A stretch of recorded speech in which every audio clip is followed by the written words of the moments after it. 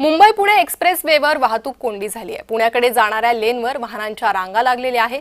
Khopoli exit पर्यंत या रांगा पोहोचल्या आहे। कोंडी दूर करण्यासाठी महामार्ग पोलिसांचे प्रयत्न सुरू आहे। पोलिसांकडून ब्लॉक घेण्यास सुरुवात करण्यात आलेली आहे। अधिक माहिती घेणार आहोत आमचे प्रतिनिधी अजयश नाडकर यांच्याकडून। अजयश, साधारण किती वेळापासून या महामार्गावर वाहतूक कोंडी झालेली आहे? रनिता 9 वाजल्यापासूनच मुंबई पुणे एक्सप्रेसवेवर प्रचंड वाहतूक कोंडी झालेली आहे। पुण्याकडे जाणाऱ्या लेनवर वाहनांच्या लांबच लांब रांगा या ठिकाणी पाहायला मिळत आहेत। खोपोली एक्झिट पर्यंत वाहनांच्या लांबच लांब रांगा पोहोचलेल्या आहेत। त्यामुळे वाहतूक पोलीस जे आहेत ती ही वाहतूक सुरळीत करण्याचा जो आहे तो प्रयत्न करत आहेत आणि त्यामुळेच पोलिसांकडून आता जो आहे तो ब्लॉक घेण्यात आलेला आहे। शेवटचा महिना जो आहे या वर्षाचा चालू आहे।